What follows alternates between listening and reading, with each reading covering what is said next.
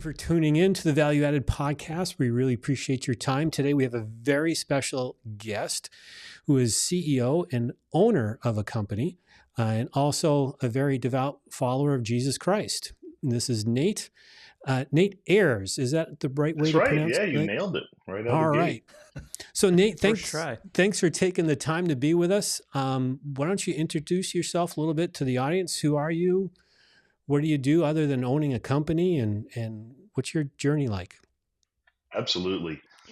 So I am originally from Colorado, born here. I still live here now, but I actually, my family left for Mexico when I was about 5 years old. So I grew up as a missionary kid in Mexico for 11 years, which definitely shaped my my life, my past, my understanding of a lot of things. And my folks were very caring for us, so they brought us back to Colorado so that me and my brother and sister could go to school here. I was a junior coming back from my junior year in high school, and was able to finish up high school and go to college. And they wanted to give us that opportunity to choose, whatever life, ministry, job, etc. we would want.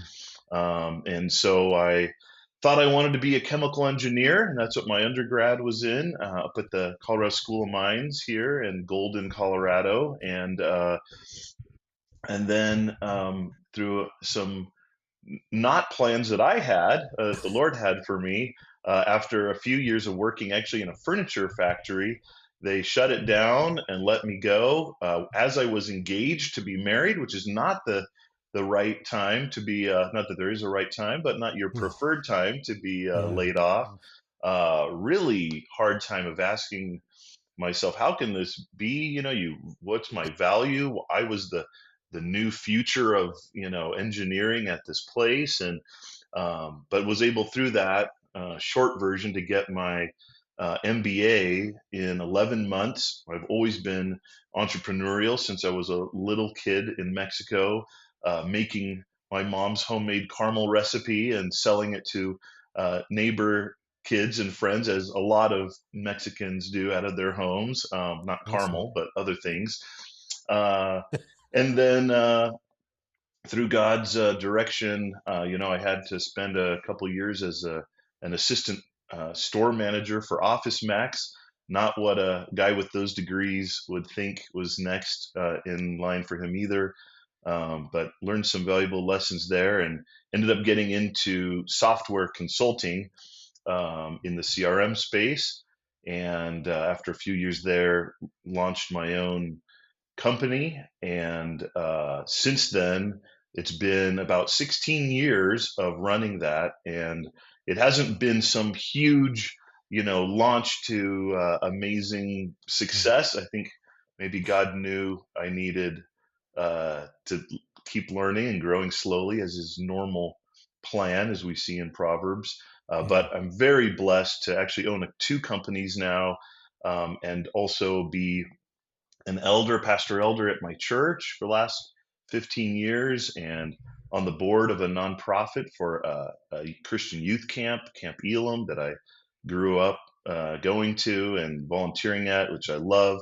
So a lot of aspects, as I thought about it, of leadership. As I mentioned, I was engaged, so I'm very blessed to be married to Michelle, 21 years, and have three kids in high school. They're all a year and a half apart. So Sophia's a senior, and then Liam's a sophomore, and Hunter's a freshman. So we're about to send our first off to college, and all sorts of changes happening these days for us. Wow. What are the names of the two companies? Yeah, absolutely. So Upsource Solutions is the Salesforce consulting company, so doing projects for people in enterprise software. And it's based out of Lynchburg, Virginia. We have a team of 10 out there. And they are actually working on a product also called Merge Up, which does document generation for Salesforce.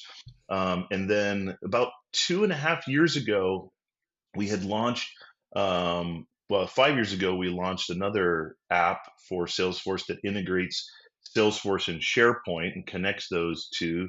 the best of both worlds from those two worlds. And as it was growing, I could just see the vision, the needed core values, all of that between a services company and a product company peeling away little by little, and so decided to separate those into two. And so that S Files app is run by the team here in Littleton, Colorado, and we've been working on a brand new product as well here called Pray More, which is a prayer app for churches. So I was telling my wife, I almost feel like maybe I'm tired because my one company is kind of turned into four. And thankfully, my team is so amazing that as we've grown, Mm. I delegate more and more leadership, more and more Mm. of the real responsibility to them, or I mean, I never could have done it without them. So, Mm. Well, that's awesome. And full disclosure for our audience, my son works at one of Nate's companies. That's how we have a connection with Nate and for him to be here today. He works Yeah, at we know a guy. yeah, we know a know guy. and we all love that guy too. He's a good guy. Yeah, he is. Yeah, he was home for a vacation, and I said, "Hey, will you check with your boss, see if he might be willing to be on our podcast?" So it was great. Thank you for saying yes, and thank you for Absolutely. being here. So, tell us a little bit more about why you do what you do. What really drives you? I know I often will say, when you get to use your spiritual gift for God's kingdom, there's a sense of joy that comes along with it. Yeah. So what maybe is that for you, and expound on that a little bit for us. Yeah. I'm going to start by just rewinding my brain back to some of those earlier years of owning a company, running it, some of the challenges faced there. And the why I did what I did sometimes was just desperation and survival, just to be honest. We don't always get to I always enjoyed the work. I felt a real unique gifting of God tying a technical team of coders and problem solvers with people trying to run a business. I think too often in software, the project fails, not because the software couldn't do it, but because you need someone to really say to the business, what can we do to help you win? How can we solve your business problem at your company with this software? Not give you the check boxes and the drop downs that you think you need because you don't know all that you need. And so I loved consulting right away when we got into it. But yeah, sometimes it was, fighting for survival and what the day demanded, and trying to always, as we've told our customers, earn the right every day to be there. But as things have been blessed, at the moment, one of the questions, I actually had a sabbatical from being an elder this last summer, and asked myself the question, why am I doing what I'm doing? Am I doing what I should be doing? And one of the things I came back with was, I want to do good things, meaningful things that someone else either wouldn't do, or maybe in some cases couldn't do, and that I feel maybe I have been prepared or empowered or given the resources to do, um, because you could slip into apathy or just taking an easy road, especially after you've worked hard for a while. And I think the other thing that's really come up for me a lot in terms of why do I do is to inspire and grow younger people in my circles. And being a guy, it tends to be guys, but I want to. I think we are all creatures that feed off of hope. We're able to make it through almost anything when we've got a bigger hope and inspiration to live for. And at least in my makeup, that's something that's really big. And I feel compelled to cast big visions. Let's do hard things together that are worth doing, though, that we all agree are worth doing. So, yeah, that's awesome. Awesome. Jared, feel free to chime in, ask questions as we go along. Yeah, I was going to say, I mean, I work a lot with the younger generation, the high school, the college, the Connors, of the world too. And I love the fact that you tied in why you do what you do with kind of a passion to see these next group of leaders. I mean, that's kind of what was the catalyst for this very podcast. Mm. Very much. What lessons have you learned out of doing that, working with younger folks? Yeah, I Would be mean, a one I'll question. just say right away is, and I think if we look at scriptures, we see this truth listed there, and that is younger people have an energy, have a hope, have a willingness, where the older you get, the natural tendency is to look at the problems and the failures and the risks, and even Mhm. just because you get beat up along the way in this broken world, to start to think, maybe it's not worth it this time or again or anymore. And so being around a team of young people is so uplifting and energizing to me. Um, Mm, but then I think the other part is realizing a lot of the lessons that we learn take so many years to learn. You kind of don't realize you even have built your life Yeah. around those. And so um, sometimes it's hard to lead and route people to the best growth. But a lot of other times it's pretty plain to you, some things that would really be helpful or guide or develop. And people love when you're with them and for them and you're clearing mm-hmm. obstacles out. And sometimes they don't love it when you give them the hard feedback, which I think is actually a good, necessary, loving thing to do. Yeah. But they do later Mm-hmm. if they don't run off, if they're willing to take it and want to grow, Yeah. then Yeah. they do over time. And so that seeing that, I think we underestimate all the way down, certainly to high school, even Mm-hmm. what young people can do. Our Camp Elam up in Woodland Park, Colorado, is amazingly run in the summer programs with somewhere like 150 volunteers, many of whom are in high Mhm. school, not being Yeah. paid, and they're counselors and program and kitchen and dining and worship. And someone actually visited and looked around and said, "Where are all the adults? You have a bunch of teenagers running this whole Yeah. camp." Yeah. And I think it's evidence that we underestimate and Very much. don't challenge maybe them enough. Absolutely. So would that be like encouragement right there for other business owners, to not rule out those younger folks, create opportunities for them? And this sounds like kind Absolutely, of like what yeah, you're saying. Yeah. absolutely. In fact, I feel that one of the touchstones of our company as we've grown has been not going and hiring the person with the most expertise and the most years of experience, but people who are talented, who Mm-hmm. are the right culture fit for your company, but also are ready to get inspired and get to hard work and to learn. And Mm-hmm. you can shape and mold. I mean, I'll just mention briefly in the consulting space, it's kind of got a bad name. In fact, when we're out there selling a project, I have to overcome a lot of true hurt and burn by people who have Mhm. had these projects,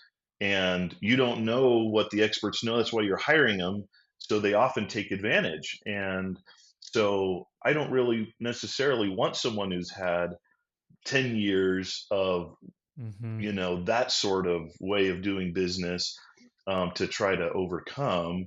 Obviously, that can work too, but I love getting someone out of college or a couple years of experience in the Mm-hmm. workforce who can understand, whoa, this company prays for each other every Monday as we set our goals for the week.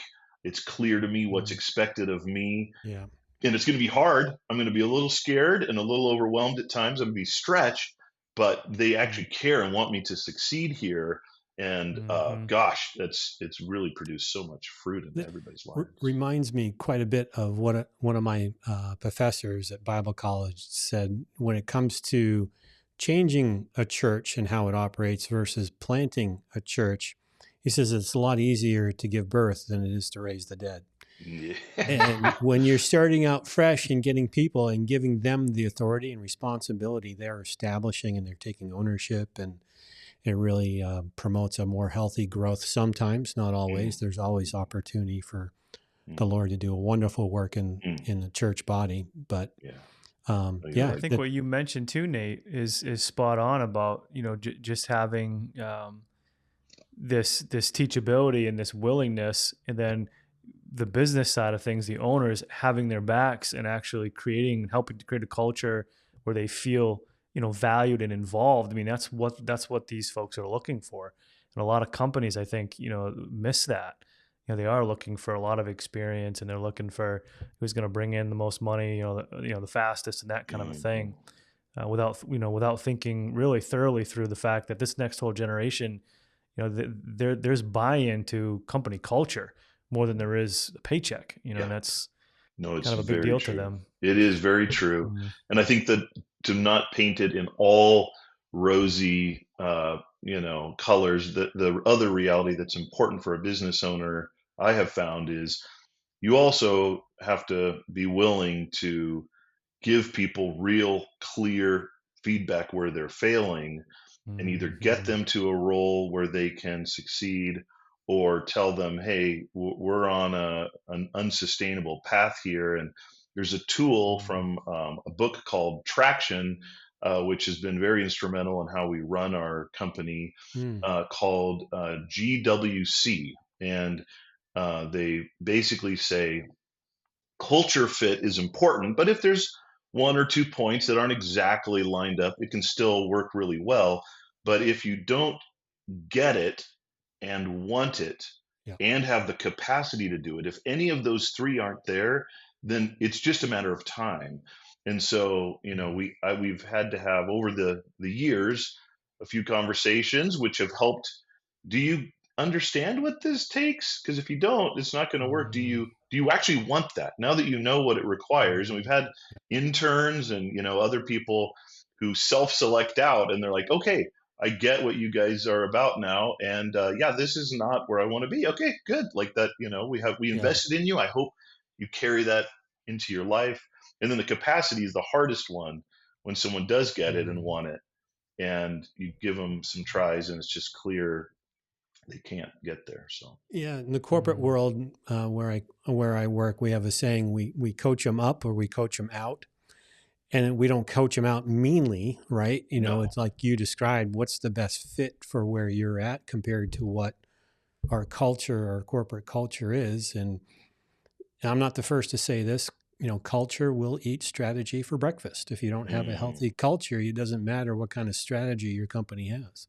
you're so right. Um, mhm, And actually, it only takes one person who's destroying your culture to yeah, drag the whole mood down. When we've had, very mhm. rarely, but when we've had a person who needed to go, tried to be gracious, patient, but when it officially is like, okay, all the best to you going forward, and the whole mood, the whole culture of yeah. everything just like blossoms again as people are freed from that. So, Unfortunate. That's the Nate, what was true. The that last letter? It church. was GW what? C for capacity to do it. D for capacity. Thank you. Yeah, Yeah. Taking notes over here, it's great. That's all right. No, good. Thank you. And unfortunately, it's true in the church as well for volunteers. If you may, like Jared works with a staff of volunteers for the youth ministry. If there's one there that could Mm, be affecting the staff's culture, that spills over to the teens and so forth. Mhm, absolutely. But the difference is, and this is the between corporate life and volunteer life. You can more readily take care of that situation in the corporate than can't really fire a volunteer. They're a volunteer, right? Hmm. So that mhm. becomes a harder journey Hmm. in that Hmm. circumstance. So let me, Learning to redirect someone. yeah, exactly. And Mm, self-discover, right? Ask them the question mhm, so they start to learn, is this where God's wired me and called me to be right now? for Um, sure. but we spent a good time on our first question. Let's go on to our second question here real quick. What does success look like to you? And I know this is kind of maybe a dualistic answer because there's the business world of success, then there's a personal world or ministry aspect to success. So talk about both of those and how those meet in the middle for you. Absolutely. Well, I'll just say I think the idea that pops into my head that ties the two together is doing what you were made to do. Mm. But unfortunately, as I look over my life, I think success for me has been too much or too highly based on results. And while setting goals, achieving them is not only helpful, but necessary, important. It allows you to measure your success. It allows everyone on a team to understand why they're on that team and why they're excited about where they're going. And unquestionably will always be a part of success for me. I think it places too much emphasis on my ability to get to those results. And as I've gotten older, Mm. I've understood there are things that I admire as success in others, like faithfulness. When you see a faithful worker, servant of the Lord, maybe it doesn't look like much to the world's eyes, or maybe the results of that faithfulness aren't great. I mean, look no farther than Jeremiah in the Bible. Certainly, being told, if you do what I want you to do, it's going to end in failure from what your goals are, your results, but your faithfulness in it is what God sees, and that's measuring success, stopping to say what does success for God look like, and knowing that He's the one who grants the results.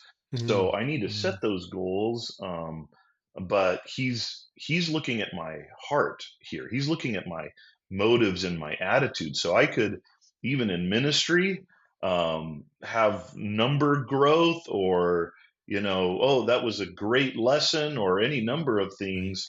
And Mm. if there's an idolatry of myself or what people say, or a focus on that, I'm stealing God's glory, which He does not like, in that pride. And so I'm trying to reorient myself as I set the goals, keeping in mind from the beginning what success really, what attitude, what motive Mm. underlying uh, should be a part even of my path that we're setting towards Mm. success.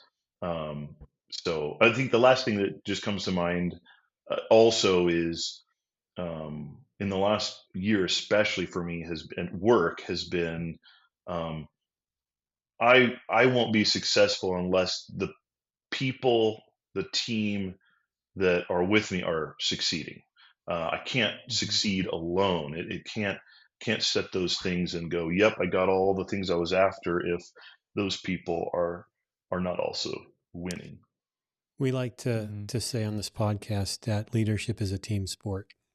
Mm, And Mm. unfortunately, many in corporate and volunteer life, in church life, try to think of it of me and what I need to do, and it's a we.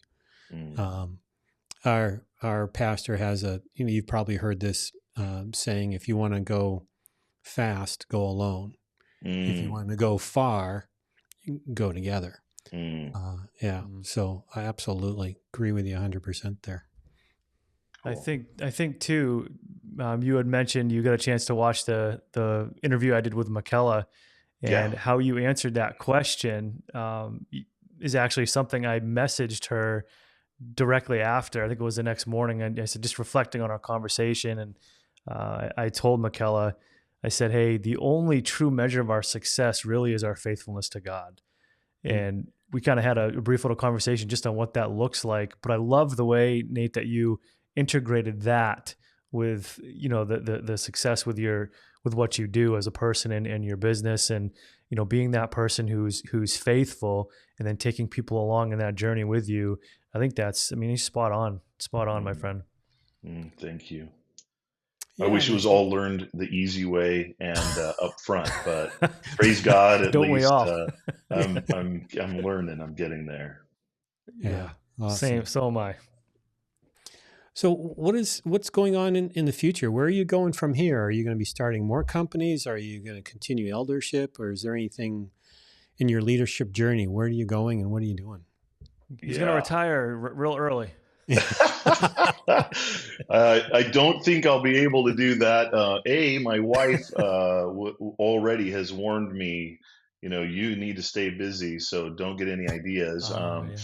But I think as one of those typical serial entrepreneurs, I have many irons in the fire, and my hardest work is not adding more. And it's also very difficult to Mm, pull any out. And so, what I have a real clear vision for myself, though, is finding ways to pull some of those irons out of the fire and make sure I'm using my time the best way. And so, and some of that's what I want to do Mm, before my life runs out. So, one mm, example would be I'd like to shift my role more toward board member, mentor. I mm, want to be a resource, but I want to be, there's a lot. I mean, when we finish this interview, I'll get off and schedule meetings and send invoices and a lot of things that a lot of people could do. And they're very valuable. They're critical for our mm, success, but I'd rather teach someone and mentor them to do that and live my life up here more. That would allow me actually, one of my dream jobs when people ask what would, if you could do anything, would be to be on the board of a number of organizations. And of course, mm, when you're 32, you haven't earned any right to run anything. You're, fighting for survival sometimes, mm, but I would love to do that. I would also, and I've even shared this with both of the companies and the teams, to exit those at the right time in the right way that can be a big win and a life change for the teams and for myself, mm, so that I can pursue the next things that we have. And, mm, one of the big next things in my life is this Praymore app that we've been working off and on for actually 6, 7 years, but in the last 2 years, really focusing on as God blessed our product and it grew. We as a team said, whatever we build next should be really an offering of our first fruits. He brought the results. So what can we do that really is directly for a need in the church, in the world? mm, And since I care deeply about prayer and had an idea, one day as I was sitting in my office working away and my phone dinged, and it could be super urgent message from my wife, or it could be trash mail from notification from social media or whatever. And I realized, like, wait a second, I've trained myself here, or I've been trained, depending on how you look at it. And so I just reached over mm, to my whiteboard and wrote down, interrupt your day to pray. And that was kind of the beginning of this mm, idea of an app that could bring prayers, your own prayers from your prayer journal, as well as across the church, or even sort of mm, public lists by organizations that you're subscribing to just bring prayer and integrate it into your day. And so we've done several rounds of testing with my church, and we're getting ready actually to launch the app. And so mm, it's going to be a really interesting new set of challenges, because your cross churches and cultures and denominations, mm, and even my cousin who's a missionary in Mexico is like, hey, we want it down here as well. Does it work in Spanish? And um, in the world we live of technology, there's some really amazing cool stuff, and the timing for this is yeah. really awesome. I mm, mean, just one tiny thing, imagine someone putting a prayer in a foreign country in a language that you don't speak, but being able to see it in English and pray for a pastor, a mm, missionary, a hurting, depressed person. I mean, there's some really, but at the same time, those challenges in finding the right path there of what, again, success for us is going to be in the years to come, is going to be, it's a challenge. It's a little scary.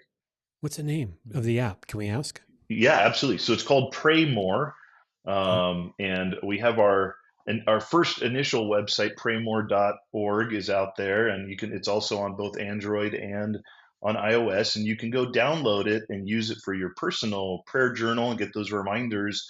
But then the real power is unlocked when your church, or if you're working for a Christian organization, signs up. Again, our work has been in enterprise software, and this is not a little to-do list app that you can put your Right. prayers in, Right. but handling security and sharing and data and big data and all that, Mm. is where it gets really exciting. So anyway, yeah. That's awesome. That's really awesome. I think I could think of half a dozen people already that would be wanting that app. So that's really good. Excellent. Well, let's follow up after. So, Exactly. Jared, were you going to ask something? No, I mean, I was just kind of flabbergasted. You said it's been 6 or 7 years of working on this one project. Off and on, yeah. So really, the way that we've done this, my style through all of these companies has been starting with the consulting company. We all need first and foremost to pay our bills and to do right by our customers. But we Mm. have times with downtime. We have amazing talents across the board here, and we always want to be dreaming of what might be next.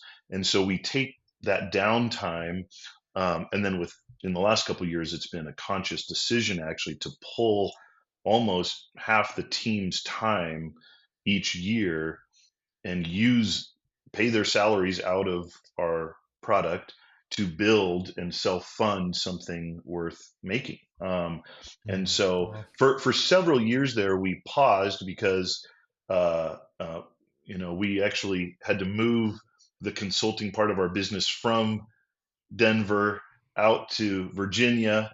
We had to raise a whole team up to take that on. We were launching these apps. We had a lot going on, and it was clear we're not going to do any of it well if we get too distracted and fragmented. But Mm.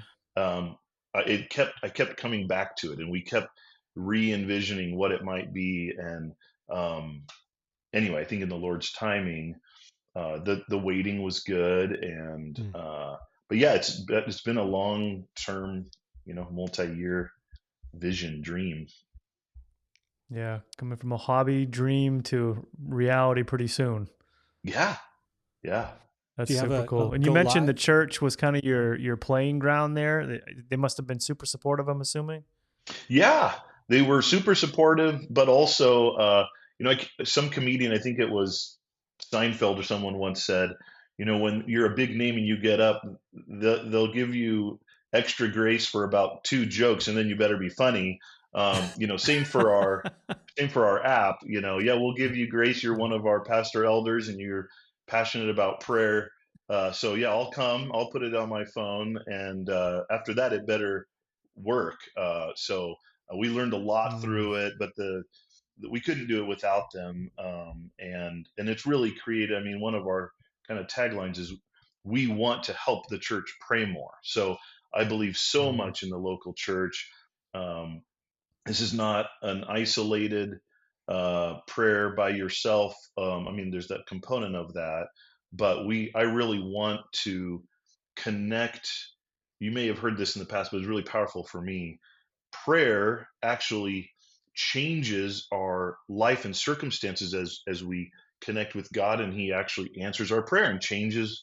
There are things that He won't Mm. answer if we don't ask and depend on Him, but then it Mm. also changes me. How many times does David in the Psalms like change my heart? Like even as he starts in some of the Psalms, I've got enemies, everyone's against me. That's his attitude as Mm. he goes in, and by the end, he's worshiping, he's praising, he's remembering that God is good and is sovereign.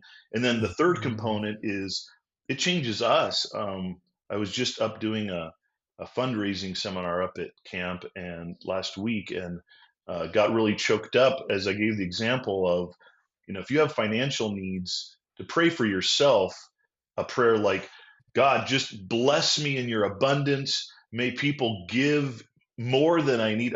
You almost can't pray it. You feel like, gosh, this is.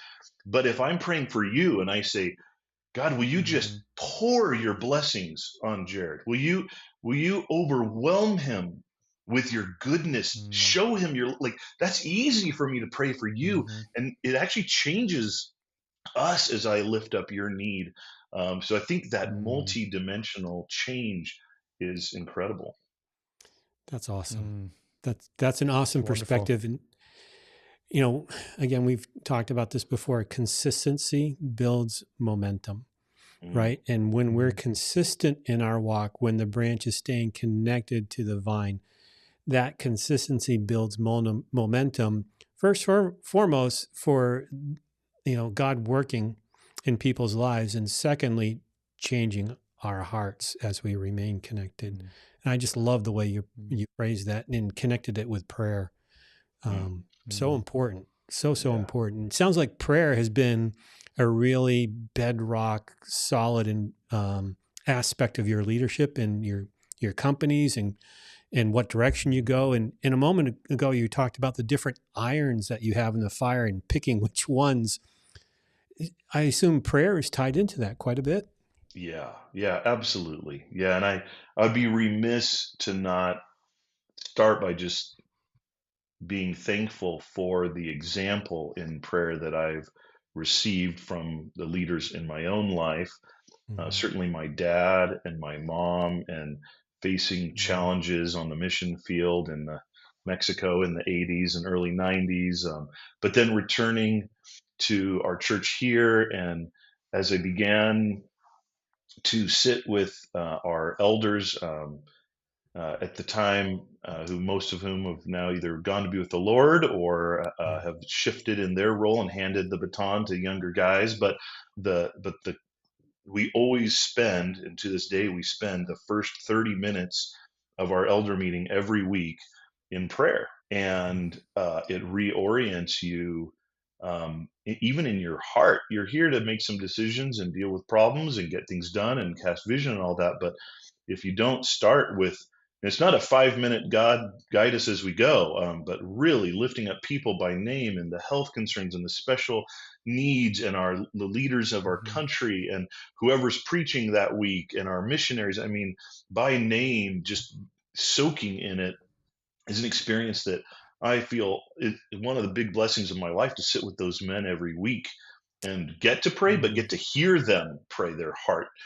These are Mm-hmm. not, six CEOs sitting down to, get work done because they're good at making money. This is all sorts of men from all backgrounds coming, and that has taught and enriched me. And in my company, I mentioned we pray for each other a good chunk of time every Monday as full teams, but also Mm. we do these quarterly and annual planning meetings, and we always start with what I've labeled first things first.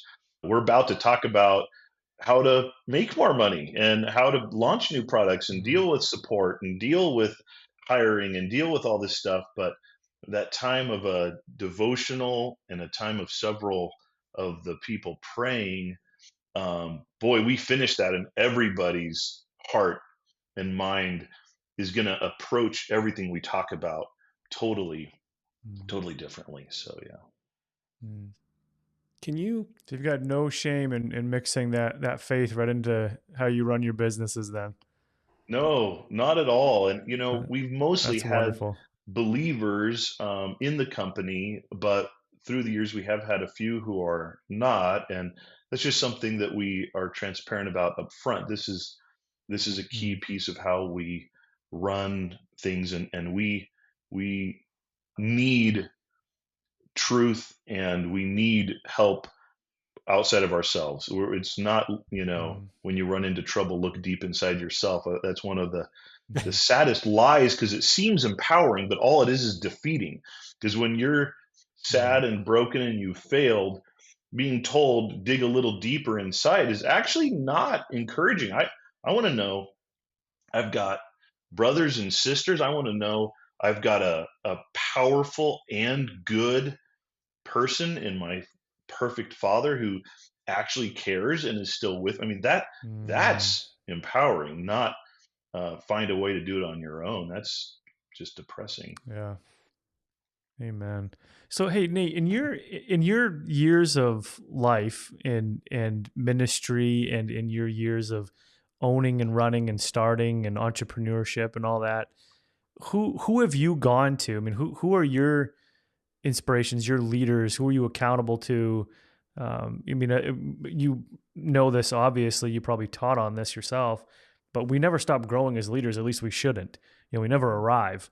If you're green, you're either green and growing or you're you're dead. So Hmm. it's just one of those things. So I'm really interested. Who's really been inspirational in your life? Yeah. I mean, Ripe and rotting is the other half of that saying. Green and nice. growing or ripe and rotting. Oh boy, I don't want to be that. Please no. Yeah, exactly.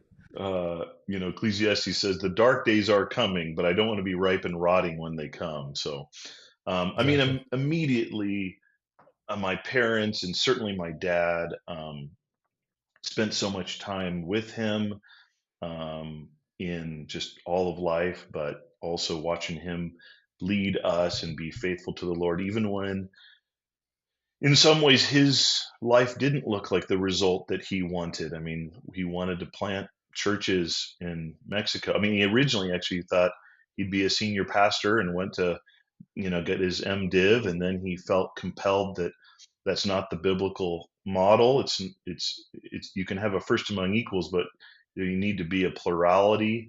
And so he had to Mm, shift. I mean, that's what he went to school for, and suddenly he didn't believe in his own job description anymore. So mm, became a missionary, and I mean, I'm sure well over 50, 100 people were saved because of his work there, which is eternal and incredible. And I know mm, one of the first churches we that was already planted, but he helped develop their elder team and helped them through some hard things. So incredibly valuable things, but no church mm, planted, no flocks of people, accolades, and success, and then coming back to the States for us and having to work two jobs, for one of them close mm, to minimum wage, because he had spent his core producing years in another mm, country.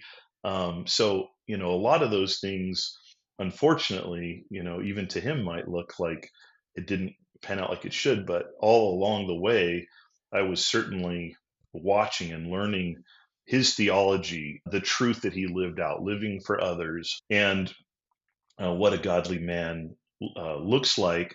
And then also, I think the people who've influenced me a lot are my fellow elders today, and getting to just have that's you are like the people you're around. And so mm, that has impacted me a lot, saved me from mistakes and from myself. We actually did something, I think 7 or 8 years ago. We started actually assigning each year each pastor elder to specifically shepherd another pastor elder and also a deacon. And mm, that's been incredible, because it's very different to be, hey, yeah, we're peers, we're working, versus getting to be a sheep. I mean, we're just mhm, a sheep, an under shepherd who's a sheep and has all these needs, and needs for accountability, to be asked hard questions, and but also just loved and encouraged and told, hey, God created rest. He makes us sleep every night for a reason. So mm, you're not going to get all these things done, and you're overworking yourself. And that, mm, say what learning what to say no to is every bit as mhm, important, if not more, than what you're saying yes to, at least for a person like me. mhm, mhm, So one in particular, you may even know this name, but one of the um, initial elders who served for a long time at Littleton Bible Chapel, which was the church that we planted from 10 years ago, for the Orchard Bible Church where I go now, is Alex Strauch, or Alexander Strauch as it shows mhm, up on his books. But he actually, wrote, I think 35 years ago, a defining book on what biblical eldership should look like. mm, So here's a man who's famous and influential, and you could look at him and expect maybe to see certain things, but growing up as a kid in his home and being friends with his daughters, and then eventually serving alongside of him and now supporting his ministry. This is a man who practices what he preaches and is so humble and giving Mm, and godly, that certainly also a key inspiration, almost like another dad in a lot of ways too. So those mm, are two real people, and as well as the group, who really impacted me, in addition to all the impactful people I've listened to, podcasts and read books and all that too. So mm. That's awesome, man. Thank you so much for sharing that. It's really, really Yeah. helpful. Yeah. So you're busy. Um, we all are busy at different times and different levels. And I think you get busyness of the CEO and business owner like yourself, and you get the busyness of a single mom who has a heart for ministry as well. mm, And so, how do you share some tips? How do you balance that, the mm, demands mm. between maybe professional and ministry and personal life? And is there a filter in there that you decide, yes, I do this, or I say, no, I'm not going to do this? Mm. Yeah, great question. And in total transparency, has been a struggle. I think will continue to be a struggle, partly because, like the C.S. Lewis quote, when you're made for eternity and you want to accomplish things that will take thousands of years maybe to get done, you're going to be pretty frustrated in this life Mm, here. But I think one of the hardest parts for me has been getting trapped into wanting to try to do so much and then crawling into bed night after night for quite a while, years ago, feeling at the end of the day that all I had done was decide who I was going to let down that day, what I was not going to do that I wished I could do or that someone else wished I could do, and realizing like it's never enough. It's sapping the joy of these things that even I normally love, because it's just grinding me down, and it's too much, and even the things, not just busyness but the burdens, being, we share each other's burdens and feeling like they're just getting stacked up higher and higher and they're too heavy for me. So as I was sharing with a former board member, Kent Wilson, who's an amazing godly man who's now with the Lord, I was telling him something about looking for balance in these things, and he kind of laughed. And I was kind of taken aback, like, what are you, laughing at? And what he explained that was really helpful is, balance in life isn't some static, perfect place where you're in the middle and mm, all of the poles are, you've evened them out and you've got this perfect balance. You'll never find that if that's what you're looking for. And as I reflected on that, the idea that's coming to my head and helped me a ton is more like, if I'm on a balance beam, and all the conditions around are shifting all the time. So finding balance is a very dynamic situation of mhm, constant shifting. That's how you keep your balance, on a boat that's moving. yeah. You're not finding some peaceful balance Exhausting. state. It's Yeah, exhausting. hmm yeah, it is. Yeah. A full And time job. so, Yeah. that really has helped me to understand, um, that I need some major understandings of the priorities that are right. So for me, that would be just me and God. If that is Mm, not healthy, the rest of it falls apart pretty quick. And then my wife and my kids. And then actually, I was out at a conference, many years ago, where they said, and then next comes work, and then comes ministry. And at first, I was like, "Was that right?"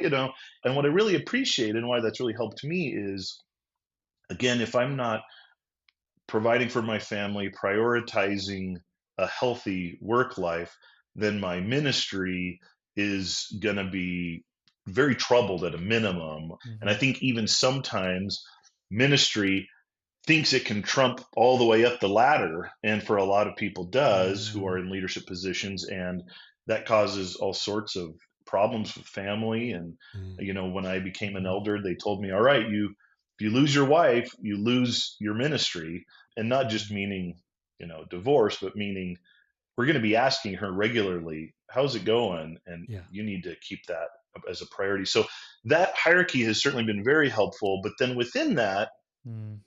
I am always checking in with my wife and kids and watching various crises unfold at work or church or whatever it might be, and realizing there certainly are little spikes of um, need that are going to require you to say no to the norm. It's not like, hey, I'm busy watching a movie with my family, so I can't take your call, even though something dire is happening. And I'll allow myself to be interrupted quite a bit, but still trying to keep uh, things in their general Mm. order of priority. So that has helped a lot. Just being super organized. Honestly, it sounds really kind of cheesy, but without my calendar and slotting out my day, and Yeah. Mm-hmm. I love just creative space to roam, but I would not be able to do things efficiently and well if I wasn't just staying really organized.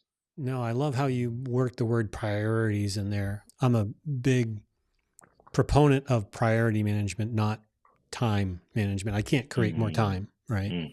I only can set what priorities I have and take action based on what those priorities are. And I totally agree with the list of priorities you put there: God first, family. We like to say, our pastor says, we minister out of the overflow. So Mm. if being connected and he's not pouring into us, we have nothing to overflow into others. So I love your answer. That was a great call out. Mm. So, Thanks. yeah. I also, Yeah, I my own remember. lesson that I learned, and Jared, I'll let you talk. As I've gotten older, I've learned there's a lot of opportunities in my world to be on different projects at work for a time and season, and accomplish this project management and this task and oversee that, and volunteer here for this project. And one year I was just saying yes to everything Mm. just because I wanted to get that exceeds expectation across my performance Mm. review. And my wife said to me one day, you're not leaving your manager voice at work. You sound like your manager when you're off. So That's I'm not like, good. yeah. So what I ended up deciding is focusing on those projects, those areas of opportunity, ministry, or what have you, that really fit into my giftedness and skill set. Mm. Right. And that's where I kind of filter the yes and the no. Is it really something I can do and do well and excellence to the Lord, and that I'm uniquely gifted for doing? My spiritual gift is teaching. So I'm going to be sitting down with our pastor here to talk about other opportunities for me to teach classes here and Mm. there, that kind of thing. And that's my skill set. And I have other skill sets as well that come into play at work. And that's where I say yes and no. And my boss has come to me, will you do this? And I said, no, I will not. That's not my skill set. Here's a recommendation of someone who is really skilled in that area. Mm. They would be better served in that role than me. Mm-hmm. So, Yeah. just lesson learned. Yeah. Yeah, I was going to mention too, Nate, when you were talking about, and Bill, that whole idea of prioritization. I remember when I was hired here at the church that Bill and I serve as elders, and I do the associate pastoral elder role. And my dad had been and still is very, very influential. And one of the things he told me, I did ministry with him full time for 10 plus years, and longer than that if you include part time and volunteer. And one thing I had learned from him, he said, if you go to do a interview or hire at another church or whatnot, he goes, make sure that they understand that's who you are, that's your prioritization list. And so I remember when I did that with Jaffrey Bible, where I serve now, I said, if the Lord leads and this works for this body here, and we feel like this is a good fit, I said, my wife and my children are going to come before this ministry does, and I will protect them even from you if I have to. And they appreciated that answer, thank the Lord, so much so that when I did the Q&A in front of the entire body, they purposely asked me, they planted one of the elders in there to ask me that question so that the whole congregation would hear me say, Mm, to the, the old Italian way of saying it, I'll protect my wife from you if I have to. And, mhm, just that whole idea. And, thanks be to God that my other elders and the church, does that and really preaches and lives that way of life. So I was very, very blessed and definitely 100% agree with how you're doing that. Yeah. And learned the hard way too. I'll just add one kind of personal story. We were Yeah. all the elders sitting around a campfire one night and, kind of just checking in on how everyone was doing. And I just mentioned some of this feeling of just stretched too far. And Mm, they gave me some really good tips just regarding not only saying no when you need to, but also not creating unnecessary responsibility for yourself. And one really powerful example that's helped me in multiple areas is, if someone at church says, "Hey, Nate, we should grab coffee sometime," like, Nate, your habit is to make a note, send so and so 5 times for coffee this week. um, it could be that they were actually not that urgently asking for that, that was kind of throwing it out. mm, So just by shifting that process, it's Mm. not irresponsible to say, great, send me some times at work in the next few weeks and we'll see what we can do. Isn't even saying no, but many, many times that person won't. And if they do, then make time for it. But mm, don't unnecessarily uh act in that way, and those boundaries where you're overwhelming yourself. Mm. Put that responsibility mm. out there and share that. So that just one other side example of like, so that's helped me with that balance and learning the hard way. Yeah, taking ownership only of what we really should take ownership of, right? And Yeah. then letting Mhm. go of the rest. Um, Yeah. that's a Mhm. lesson continually I'm learning. Mm, So, mm, Mhm. yeah. So we're almost at time here, but I want to throw in one last question. And this is a little different than what we've talked about so far. Let's talk a little bit about culture, society, specifically, the current in our culture mm, right now about gender roles and gender mm. identity. And how does that, have you seen that impact in your ministry or at work? And if you have that, so how, and what are your thoughts around it? Yeah, great question. And I have seen it, and I think we'll continue to see it more. So being prepared for it and thinking about it, praying about it, talking about it, um, is very important. And I think there's kind of two things that come to mind related to that. Um, I'll start with the one that maybe you wouldn't expect to hear from me, and then I'll go into maybe probably what won't surprise you. But I feel like our society is as polarized as ever, and we focus on our differences. We look for reasons why we shouldn't get along, why we should divide, why we should Mhm. even be enemies. And I think Mhm. that, unfortunately, I've seen it in marriage counseling. There's a couple that actually maybe overlap 70% on a given issue, but they feel they overlap 1%. And part of my role there is to help them see you actually aren't as far off. Like, do you agree with this? And if we look at all the things we agree on here, it's Mhm. actually not so bad. And so I think for whatever aspects of my life, I'm not anymore to the whole irons in the fire thing, but for many years was in a non-Christian organization called Entrepreneurs Organization with other business owners, and meeting with them every month, and almost none of them are believers. And so even there, getting to focus on, you're talking about equality. I agree. I agree in equality. I agree that racism is wrong. I agree. But why do you believe that?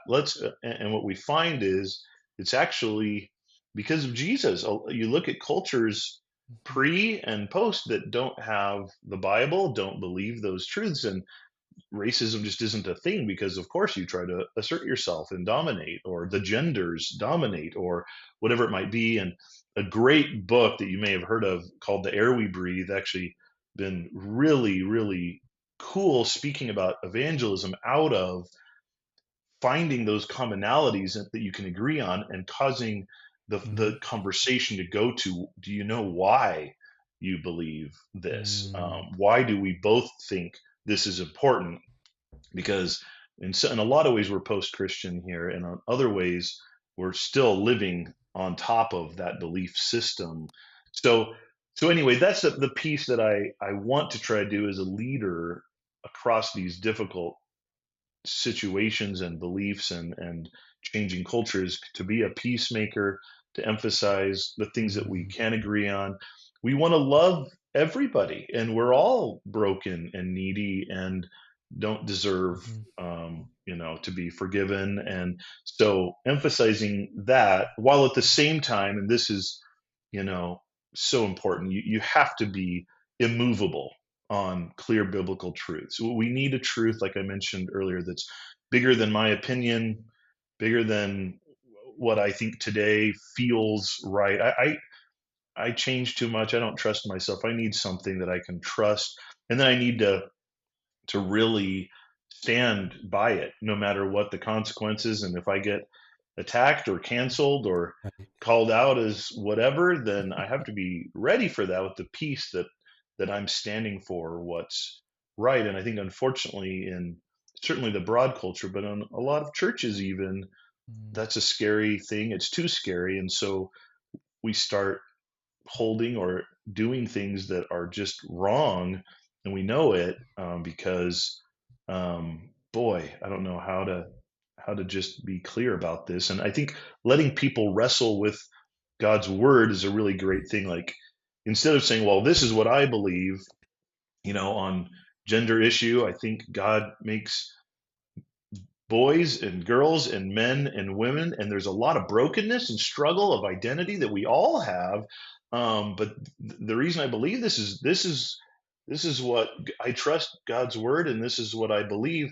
So let's wrestle through whether or not but it's not my opinion versus yours. So, and then the last little note I'll make on this, and we can certainly talk more about it, is just from our camp, from our church. I think we do need to actually take some real smart legal actions to protect ourselves. Yeah. Our bylaws need to speak about it. If it's a Christian organization that's founded on believing certain things, we can put that in there, make it really clear, so that when it comes time to not have the enemy blow us apart, we're ready to stand firm too. So I love that answer. Amen. Yeah, and I'm totally in agreement with you that just because we disagree on something doesn't automatically equal that we have to hate or dislike each other as a result.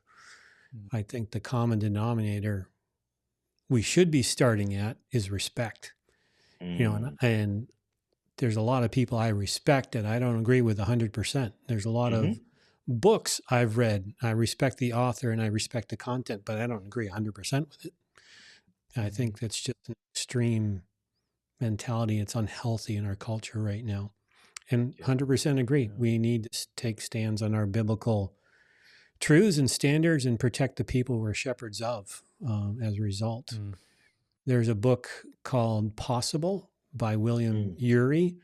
He's a professional negotiator. He's negotiated between large companies and large countries. And he's always looking not just what's the question, but what's the question behind the question, right?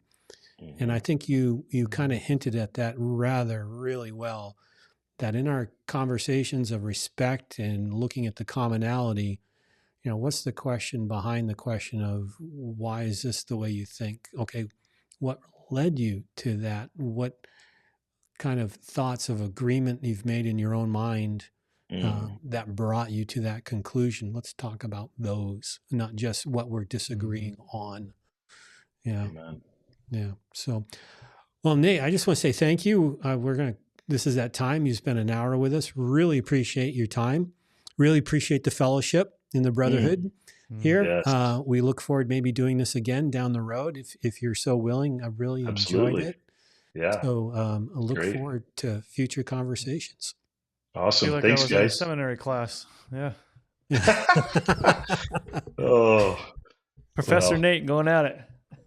Well, as I mentioned, I once I get going and get passionate about something, it's hard to hit the brakes. So thanks for bearing with me when Awesome. You're when the wonderful. fishing line pulls. Yeah. But it was really great to Absolutely.